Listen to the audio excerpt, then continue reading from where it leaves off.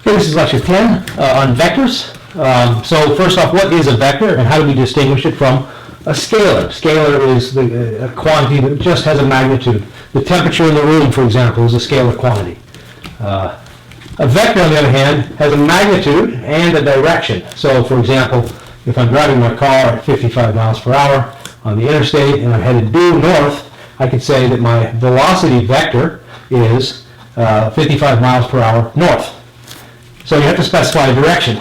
So vectors, if we can graph them on an XY graph like this, though they mean something different than what you think originally. So if I call this my origin, I could create a vector which has some magnitude. This would be a displacement vector, by the way. We could call it R. And I will specify it as a vector by putting a little arrow on top of it. In books, oftentimes it's written as a bold letter. But so this has a direction. What is the direction? Well, I'll specify it right here. It is an angle theta with respect to the x-axis. So that's one way to specify a vector.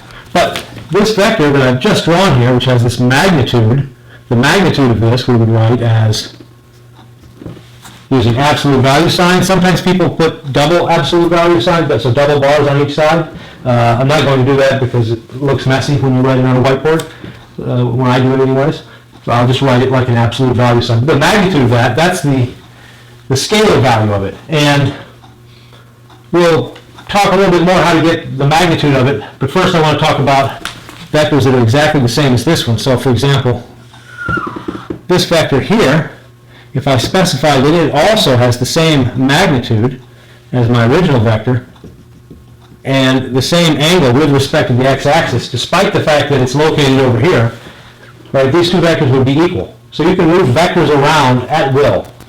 And so that brings up adding of vectors. So how do we add vectors? Well, geometrically, the way that you add vectors is head to tail. So if this is vector, I'll call it vector 1, and I have another vector, let's say vector 2, and I will let it go almost horizontal entirely. I'm free to move this vector up here, like so. So I can completely move that vector over there.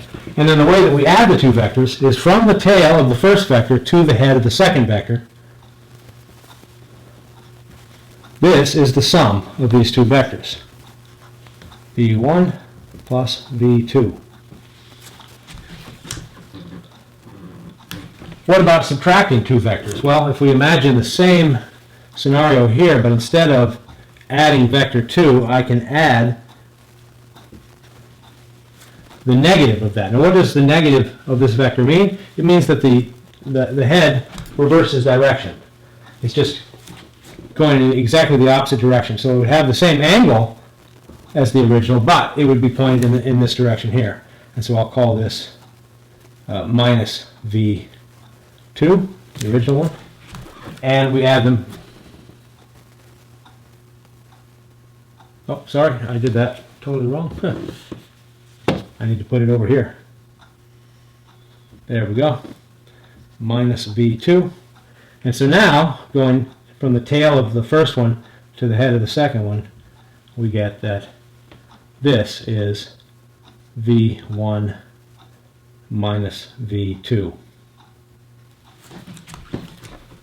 So that's geometrically, and we're not going to have we're not going to have occasion to use that directly. What we'll do instead is we'll work with vectors in terms of their components. So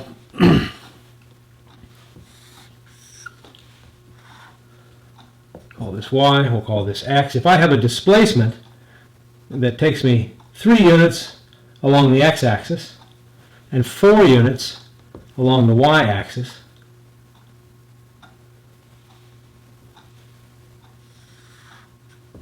then I find myself with this vector here. Now what is the magnitude of this vector? The magnitude of this vector, which I'm going to call r since this is a displacement, is equal to 5. Now how do I know that? Well, because I really should make that there. How do I know that? Well, the length along the x-axis is 3, and the length along the y-axis is 4. And by the Pythagorean theorem, 3 squared plus 4 squared equals 5. And so that is the definition of the magnitude of a vector, if we write it in component form like this. Before I do that, though, I just want to introduce a little bit of notation that we often use. To write this as a vector, you could do a few things. A lot of people will do brackets like this, where they specify the x and the y components of the vector. That's fine. Some people will do a column vector like this, 3, 4. So that's the x direction, that's the y direction. I think to start, we're going to do it like this. We're going to use what we call the directional unit vectors. So a directional unit vector has a magnitude of 1, and it is, in that sense, just a direction. So for the x-axis, we call this the I vector. For the y-axis, we call it the j vector. And if we had a z-axis coming out, we would call that the k vector. And so we would write this vector as r is equal to 3I, and we put a hat on it, and the hat, as opposed to the arrow, means that it's a normalized vector, which means its magnitude is 1, plus 4j. And if I want to add with, say, a vector of, let's add an additional vector here, we'll call this r2, and its magnitude is equal to 3. It's entirely in the I direction. So r plus r2 is equal to 3I plus 4j. That's the first vector, r, plus the second vector, which only has an I component, 3I. And so that is equal to 6I plus 4j. So, if we wanted to get the angle that this makes in this 3, 4, 5 triangle, we could use either the tangent function or we could use a sine or a cosine function. And so we know that the sine of theta, this angle here, is equal to the opposite, which would be 4 units, over the hypotenuse, which is 5 units. And so what you would do is your calculator has an inverse sine function. It looks like this. It'll say sine minus 1 of theta. You want to make sure that you're set up in degree modes if you want your answer in degree, but that'll be something you can figure out from the instruction manual on your calculator. But you would type 4 divided by 5, and you'd hit the inverse sine button, and it would give you an angle. I can do that if I can find my calculator. It's right here.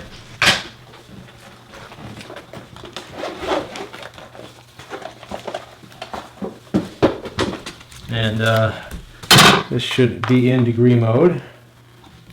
So I will type inverse sine of 4 divided by 5.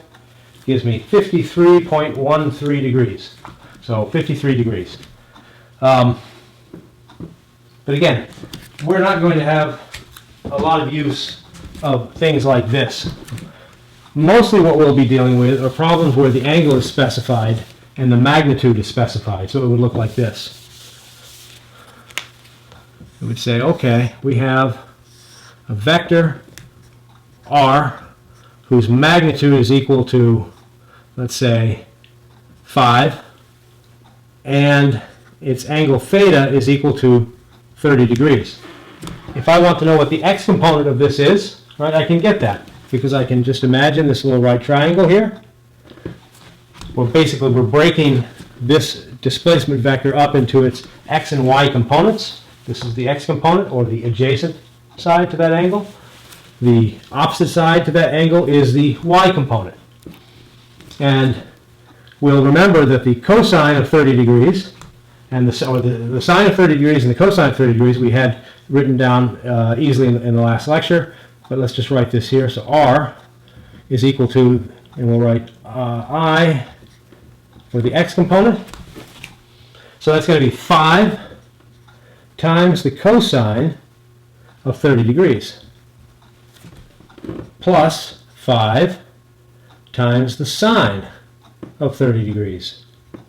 Now, how am I doing that, you might ask? Well, remember, the cosine is the adjacent divided by the hypotenuse. And if I multiply the hypotenuse, which is the magnitude 5, times the cosine, then all I'm left with is the x component. It's just a simple cancellation.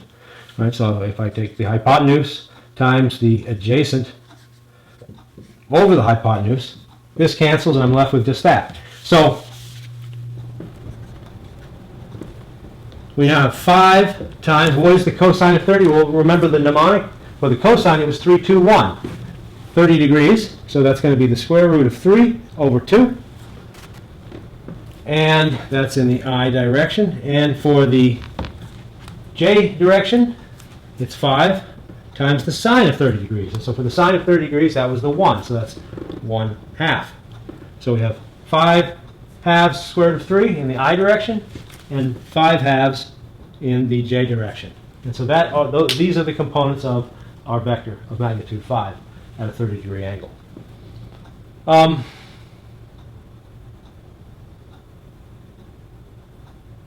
I think that is all I want to say about vectors at this point. Later we'll talk a little bit more about vectors. We'll learn how to take special types of products, the dot product specifically, because we'll need that to talk about energy. But for now, all you really need to know how to do is to add vectors and break them down into their components. And so we'll see many more examples of that in future lectures.